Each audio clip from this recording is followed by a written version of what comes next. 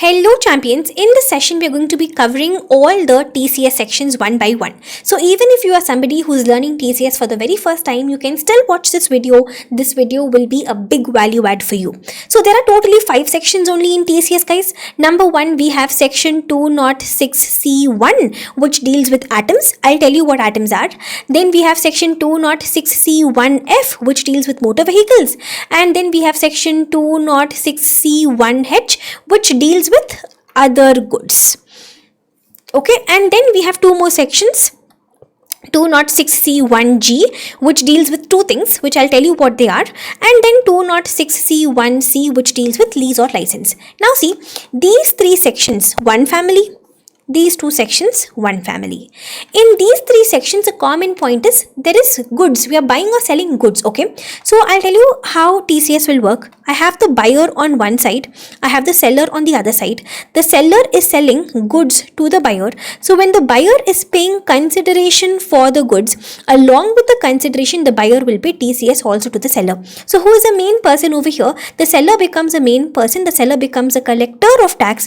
Now for the seller, for the collector, we have to ensure he has the TAN number, the tax deduction and collection account number. The other party, who is the buyer should be furnishing PAN or Aadhaar. At least one out of these two numbers he should be furnishing. You got a brief idea how exactly TCS works, right? So when the seller is selling goods to the buyer will pay consideration for the goods. Along with the consideration, the buyer also has to pay TCS for the goods also. So the seller becomes a collector of tax. Collector's TAN number is mandatory. Other party who is a buyer's PAN or Aadhaar, at least one is mandatory. Okay, now let us focus on each of these three sections one by one first. Let's talk about section 206C1F first.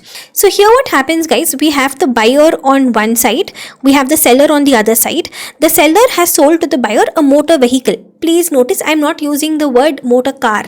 I am using the word motor vehicle. Motor vehicle or any other notified goods seller has sold to the buyer. Then in that case, section 206C1F will apply. But there are 4 conditions. Condition number 1, what are the goods we're talking about? The goods have to be motor vehicle or any other goods. Then condition number 2, the selling price per vehicle, the selling price has to be more than 10 lakh. Please notice we're not talking about aggregate sale value. We're talking about the per vehicle sale value. It has to be more than 10 lakhs.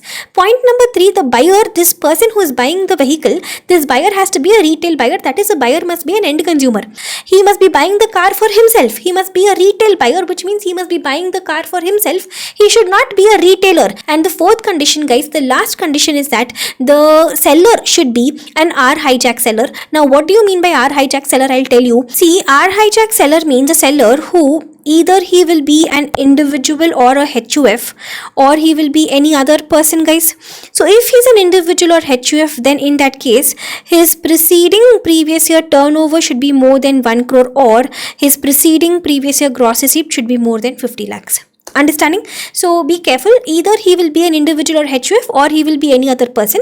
Any other person, I will not check the turnover gross receipt number. If he's an individual or HUF, his preceding previous year turnover has to be more than 1 crore, or preceding previous year gross receipt has to be more than 50 lakhs. Now in the examination, don't go and write R hijack seller and all. This is only a mnemonic to help you remember and to help you recall, but you will be writing this instead. Okay, so 4 conditions. If all these 4 conditions are fulfilled, welcome to 206C1F. Under 206C1F, TCS will be at the rate of 1% at the time of receipt. Okay, what are the 4 conditions? Come on guys, learn it with me. Now either you learn it with me now, or there is no time then. So come on, let's finish the learning together. Condition number 1, goods are motor vehicles or any other notified goods. Condition number 2, selling price per vehicle is more than 10 lakhs. Condition number 3, buyer is a retail buyer, that is, he's an end consumer. And condition number 4, seller is an R hijack seller. If all these 4 conditions are fulfilled, welcome to 206C1F, and here the TCS rate is 1% at the time of receipt. Okay, so with this we are done with our first TCS section 206C1F. Now come to the next TCS section 206C1. I'll tell you what happens over here. So here again we have the seller and we have the buyer guys. So this time the buyer is This time the seller is selling to the buyer goods, and these goods are atoms. Now what are these atoms? A stands for alcoholic liquor for human consumption. Alcoholic liquor for human consumption. Then T stands for tendu leaves. Another T stands for timber. O stands for other forest produce, M stands for minerals. Minerals like iron ore, coal, lignite and all, and S stands for scrap. Okay, so these are your atoms. So the seller is selling goods to the buyer. What kind of goods? Atoms. Even over here the seller is an R hijack seller, which means same thing guys, either he will be an individual or HUF, or he will be any other person. If he's an individual or a HUF, you will see his preceding previous year turnover, it should be more than 1 crore, or his preceding previous year gross receipt should be more than 50 lakhs, same point. So the seller is an R hijack seller. Seller is selling atoms to the buyer. Now very unique point about the buyer, okay, this buyer, see, sometimes what happens is the buyer will give to the seller one declaration. Sometimes the declaration is called as 206C 1A declaration. Now 206C 1A declaration means the buyer is saying in the declaration that, listen, I am buying atoms from you. Now these atoms, I am not going to resell these atoms, I am not going to trade in these atoms. Instead, I am going to use these goods for further manufacturing, or I am going to use these goods for power generation, but I'm not going to trade in these goods. So like this, the buyer will give a declaration to the seller many times. If the buyer has given this declaration, guys, in that case, no TCS at all. No TCS at all means under any section TCS will not apply. Okay. Question number 1. Can the buyer give this declaration for any goods, for every goods? No. The buyer can give this declaration only for atoms. This declaration concept will not apply for motor vehicle and all. It's only for atoms. Point number 1. Point number 2. If the buyer is giving this declaration, then okay, fine, no 206C1. But any other TCS section can you apply? No. No TCS at all. Which means no TCS section you can apply. But can you apply TDS section? In TDS, we have 194Q. No. If 194Q conditions are fulfilled, can you apply that? Yes, apply TDS, no problem. Only thing is no TCS at all. TDS, you may still apply provided conditions are fulfilled. Okay, so under section 206C1, come on guys, let's revise now. Under 206C1, let's go in depth now. Totally 3 conditions. Condition number 1, what are the goods I'm talking about over here?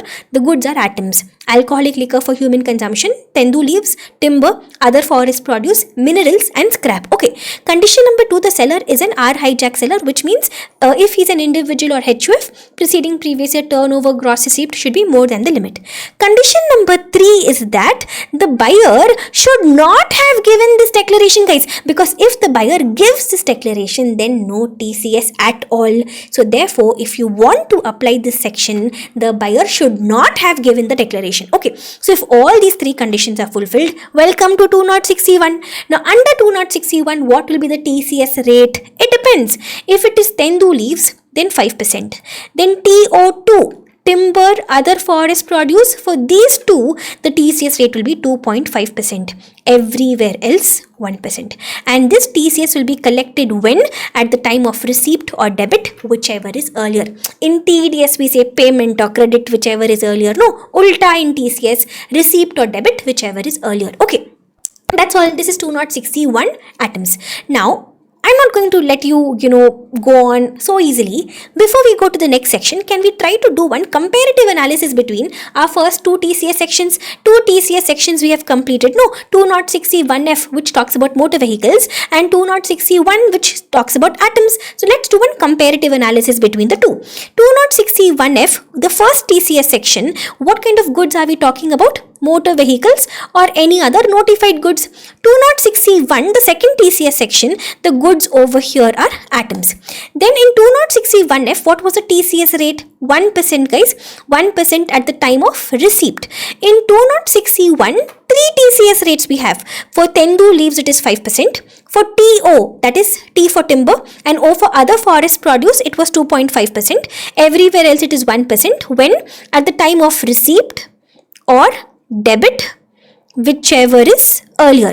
Then in 206C1F, who should the buyer be? The buyer should be a retail buyer, which means the buyer should be an end consumer who's buying the car, who's buying the vehicle for himself. Under 206C1, the buyer should be a person who has not given the 206C1A declaration. If he gives a declaration, then no TCS at all. Then who should the seller be? This is a common point. In both, the seller has to be an R hijack seller. This is a common point. And lastly, in 206C1F, we have a unique point. selling price per vehicle has to be more than 10 lakhs. No such requirement in 2061. Okay, now I am confident that you have nicely understood. So can I say the first two sections you will be able to handle in the examination? Yes, yes, yes. Come on, everybody. Let's go to the third TCS section now, 206C1H, which deals with TCS on goods. Now, this section will apply if three conditions are fulfilled. Let me draw the diagram first over here. Even over here, guys, we have two people in the story. We have the seller and we have the buyer. The seller is selling goods to the buyer. Here, the goods can be any kind of goods, guys. It can be vehicle also, it can be items also, it can be any other goods also, it can be any kind of goods, okay, it doesn't matter, but three conditions have to be fulfilled. Condition number 1, the seller, his preceding previous year turnover should be more than 10 crore. Now, this is not our hijack seller. This is not our hijack seller. Here I am saying the seller can be any person, can be individual, HUF, AOP, BOI, company, firm, LLP, HUF, any person. Seller can be any person, just that his preceding previous year turnover has to be more than 10 crore, not 1 crore. In our hijack, we talk about 1 crore, not 1 crore over here. The preceding previous year turnover has to be more than 10 crore. Okay. Condition number 2, no other TDS or TCS should apply. Like for example, guys, if section 206C1F, see, listen to me. If section 206C1F is also applicable and this section 206C1H also is applicable, then you will give first preference to 206C1F. If section 206C1 is also applicable, if 206C1H is also applicable, then you will give preference to 206C1.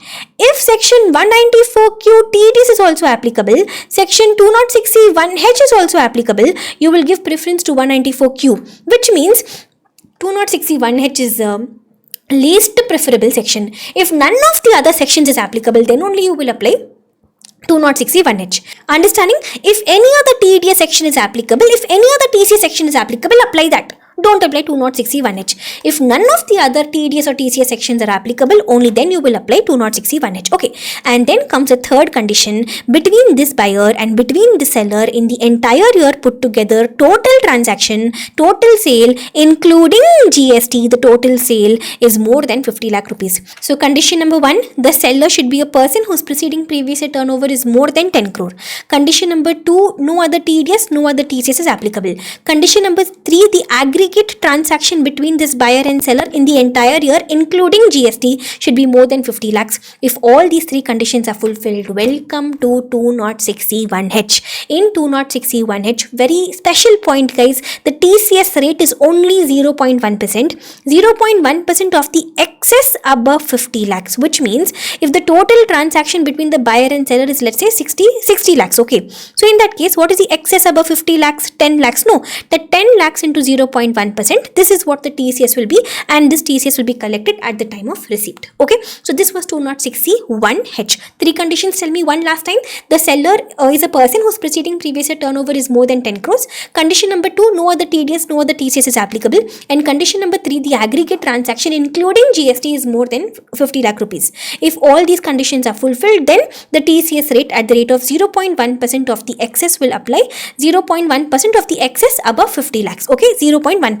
And when will the TCS be collected? At the time of receipt. Alright, this was your third TCS section. So with this, all the three TCS section with respect to goods you have completed. 206C1F is only for motor vehicles. 206C1 is only for atoms. 206C1H is for all goods. Okay. Now coming to the other two TCS sections, 206C1C and 206C1G. Let's talk about 206C1C first. Very simple section, guys. Easiest TCS section this is. Under 206C1C, what happens is, we're talking about lease or license of four things: toll plaza, mine, quarry or parking lot. Like for example, let's say the government has given Mr. Green a coal mine on lease. So therefore Green will give to the government lease charges, guys.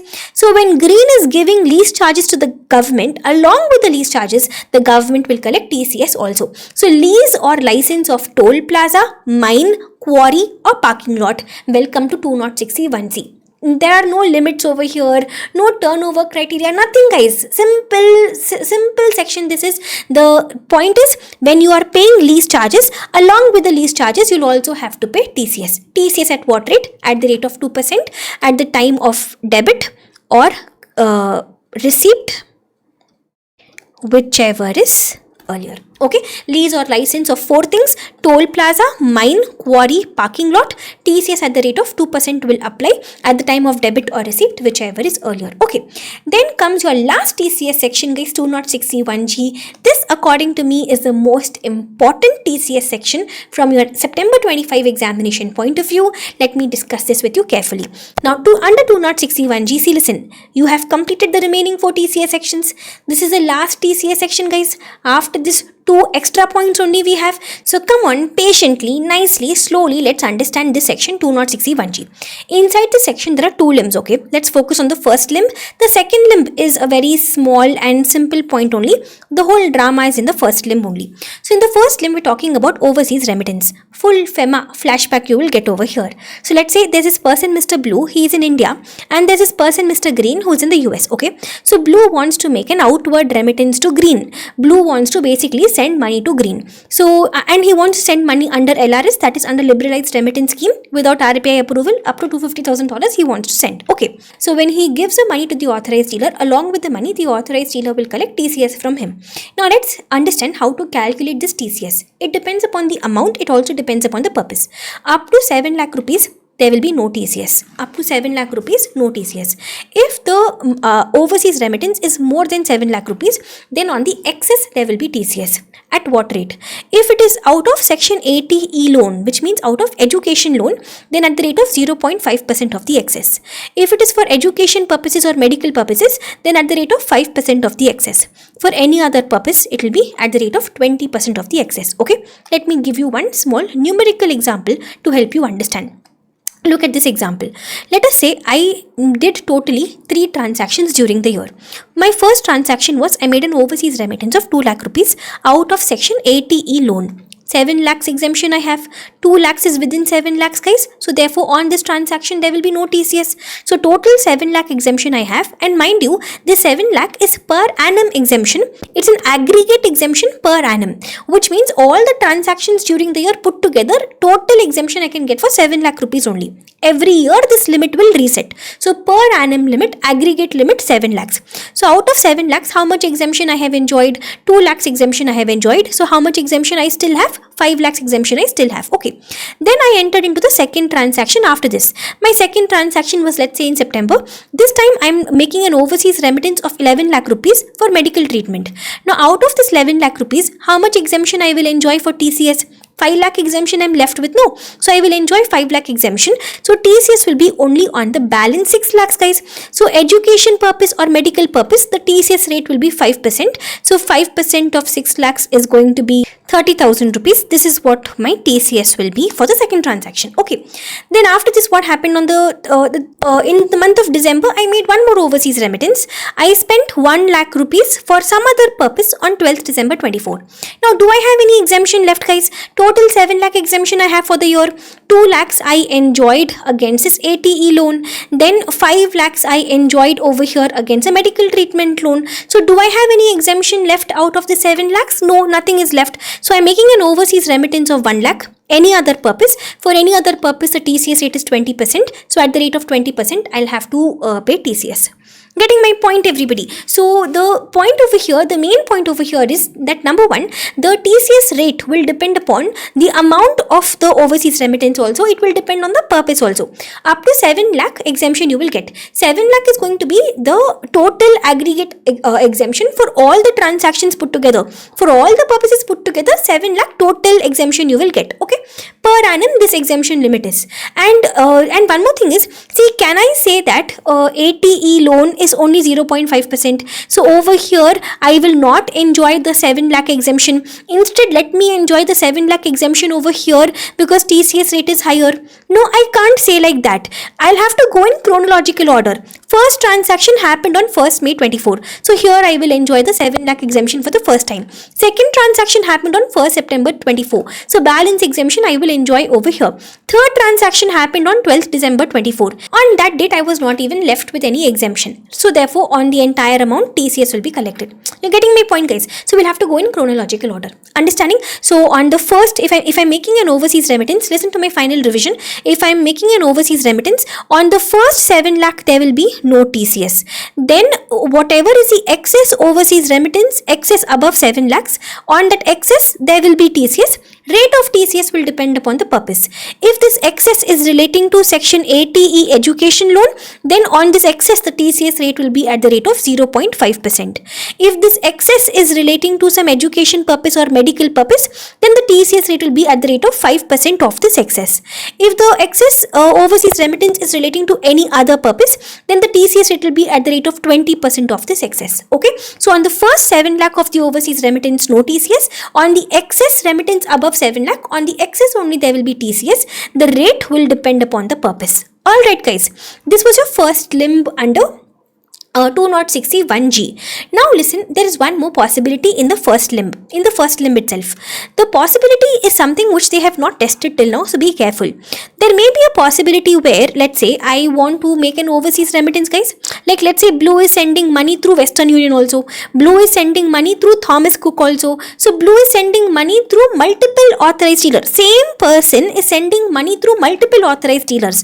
Then will this 7 lakh exemption limit apply per authorized dealer? No. See, I'll give you a numerical example to help you understand better, okay? So we have this person, Mr. Blue, he's making an overseas remittance. Through Western Union, he's making an overseas remittance of 6 lakh rupees, let us say. Then through Thomas Cook, he's making again an overseas remittance of 5 lakh rupees. So can he say that even over here it is within 7 lakh rupees, hence no TCS? Even over here it is within 7 lakh rupees, hence no TCS? Can he say like that? No, he can't say like that. Basically, Mr. Blue, listen. Total whatever overseas remittance you're making during the year, total put together up to 7 lakh, you can make an exemption. You can enjoy the exemption. So here you are making a remittance of 11 lakh rupees, no? So on 7 lakh only, no TCS, you can enjoy exemption. On the balance 4 lakh rupees, on that TCS will apply. But one problem will happen over here. The problem is, how will Thomas Cook know that how much overseas remittance you have made through Western Union? How will Western Union know that how much overseas remittance you have made through Thomas Cook? How will these people know that how much overseas remittance you have already made? For this purpose only, there's one concept of declaration. The concept goes like this. The concept says that Mr. Blue, like whenever he wants to make an overseas remittance, no, he will have to make a declaration, guys. So Western Union will give a form to Mr. Blue and will ask Mr. Blue to fill the form. In that form, Mr. Blue will have to fill that, he'll have to say whether during the year has he already made any overseas remittance or not. He will fill in the form and he will give. So he has to make a declaration. So that is what is mentioned over here. The remitter will give a declaration to the authorized dealer about all prior remittances already completed during the year. Okay, so 7 lakh limit is aggregate limit in the entire year.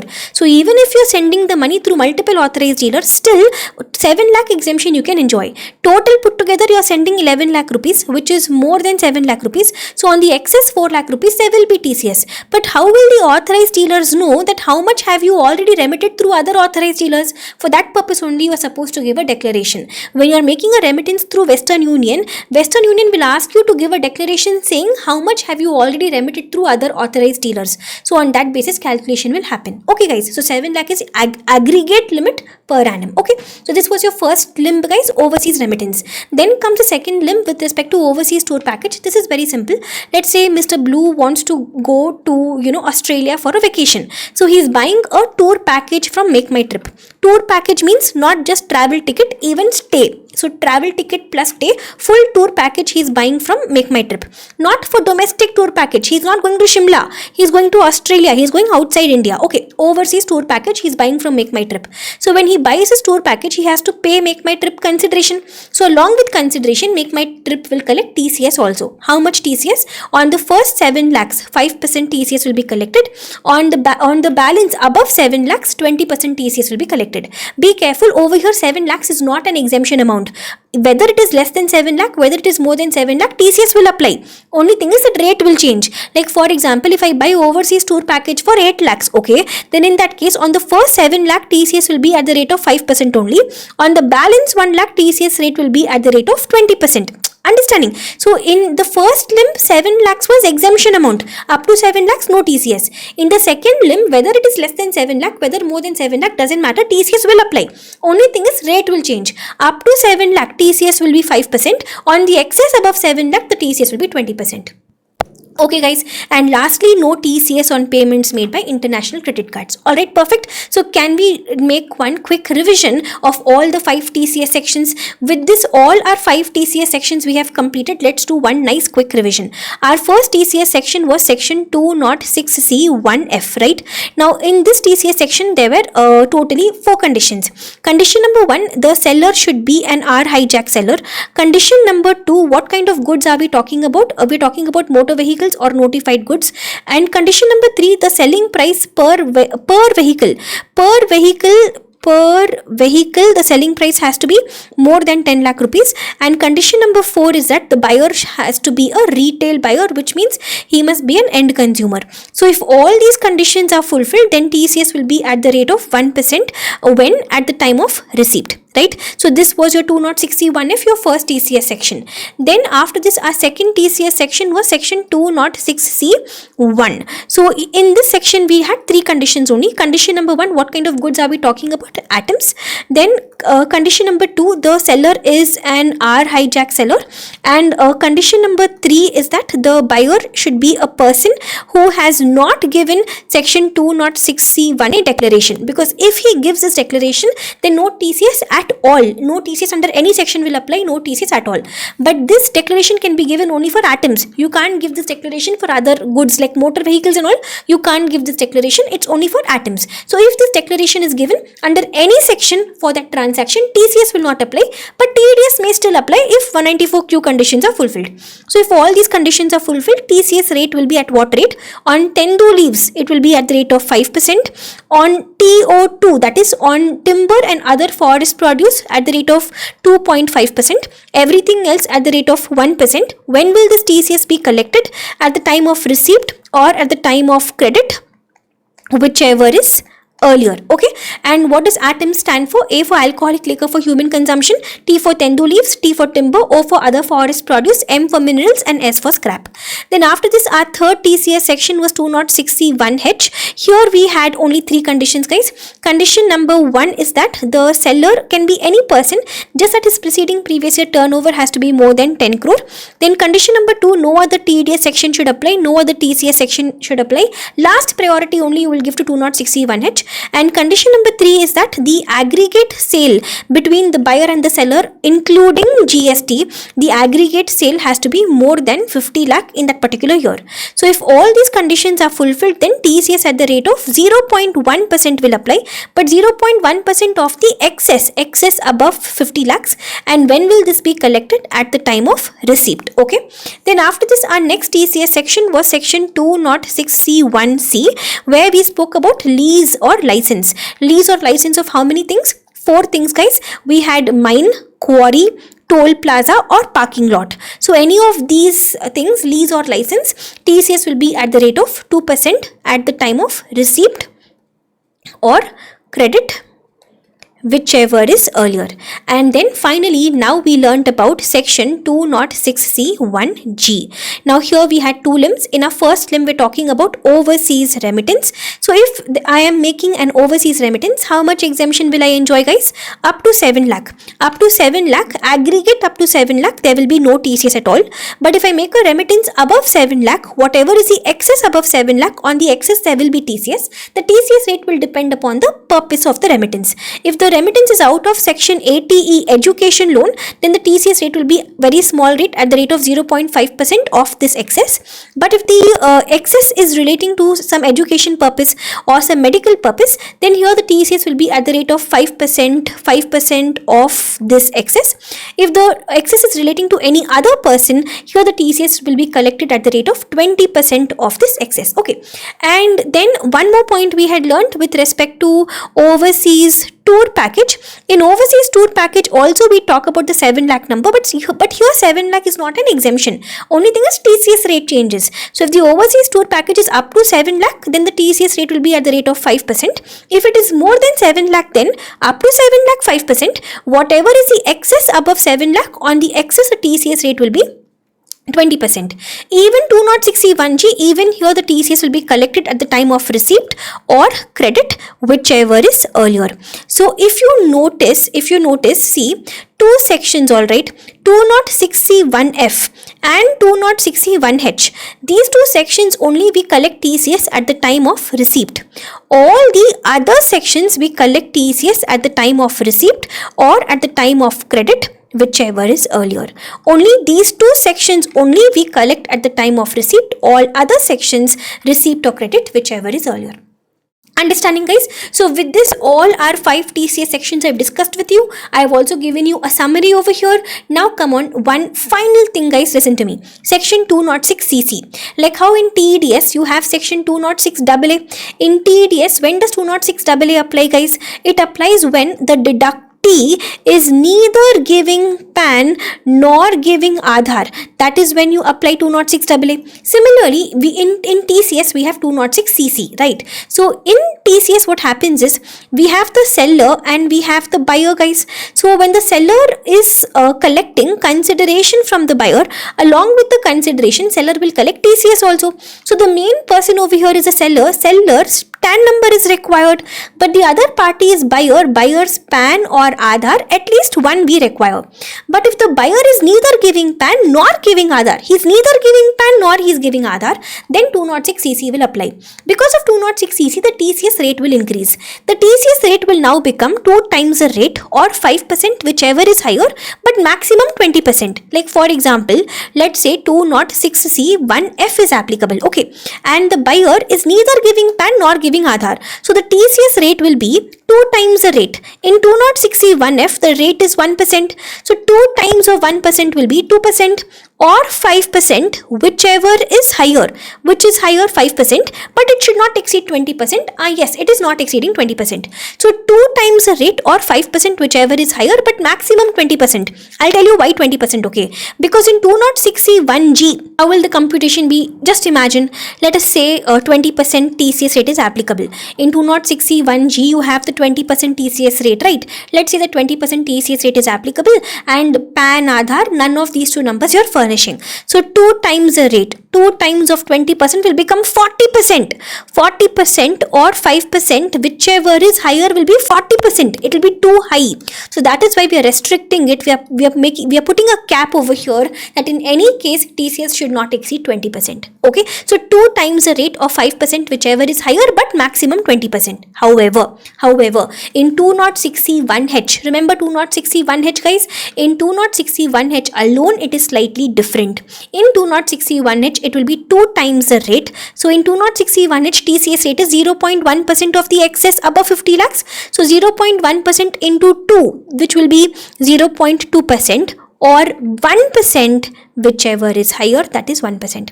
So in simple words, in 206C1H, instead of 5%, it will be 1%. That's all, guys. Okay, but when will you apply this? You will apply this section only if the buyer is neither giving PAN nor giving Aadhaar. None of the two numbers he is giving. Only then 206CC you will apply. In 206CC, TCS rate will increase 2 times the rate or 5%, whichever is higher, but maximum 20%. But if it is 206C1H, instead of 5%, 1%. Okay, that's all. And one last point, in 206C1, your atoms section, 206C1F, your motor vehicle section, 206C1C, lease or license section. In these sections, the collectee, basically the person from whom you're collecting tax, that person should not be a public sector company. Okay, 3 sections I'm talking about: 206C1 atoms, 206C1F motor vehicles, 206C1C lease or license. In all of these 3 sections, the person from whom you're collecting tax, that person should not be a public sector company.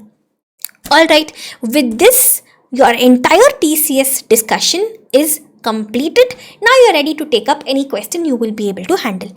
There are totally 5 TCS sections, guys. 206C1 atoms, 206C1F motor vehicles, 206C1H all goods, 206C1G, which is relating to your 2 things: overseas remittance and your overseas tour package, and 206C1C, which deals with lease or license. Pakka? Thorough? Yes, this PDF I'll upload in the free resources on the website. I'll also share it in the Telegram channel. I hope you've already joined the Telegram channel. I've been sending a lot of these reminders like, gratuity maximum exemption, leave salary maximum exemption, then about 115 BAC, about slump sale. I've been sending a lot of reminders. I've already started sending the reminders over here, provision reminders. I hope you've already joined the Telegram channel. You will find the link below. Please ensure you join, guys. A lot of reminders I'm going to be sending you all across the next 2 days. That way your memory will keep getting refreshed. Alright, so with this I think we are good to close. I think we did a very good coverage of TCS. I hope you are not going to skip this concept now. You will tell me in the comment section below if you found this video useful. Okay, thank you guys. Bye bye.